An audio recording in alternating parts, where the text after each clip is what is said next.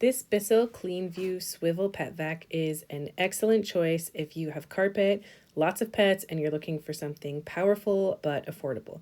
These are all of the pieces that it came with, and it was pretty easy to assemble. First, you put the dust collection bin in. You do want to make sure that you snap it in really closely.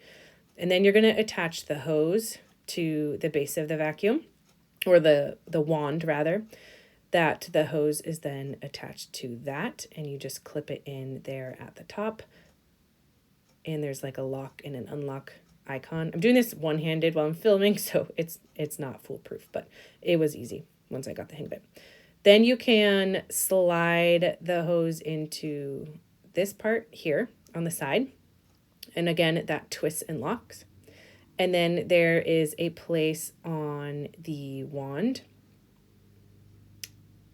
where you slide and clip in the hose, and then another place up top that you can keep it in. These are where the tools store. I like that there's one on each side for the like pet hair upholstery thing, and then the crevice tool and the little brush, and you just slide that up and down to access the brush. My favorite part of this vacuum is the retractable cord. I do not like wrapping up vacuum cords, so being able to click that button is so nice.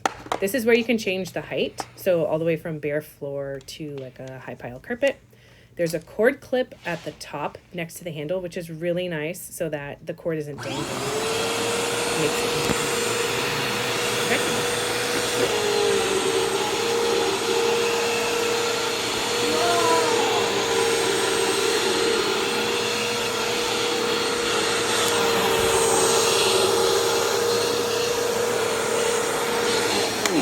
Here's the final verdict. The amount of actual like dust and dander and dirt that it collected is absolutely insane. I vacuum probably every other day upstairs with either my cordless Tinko vacuum or my Roomba.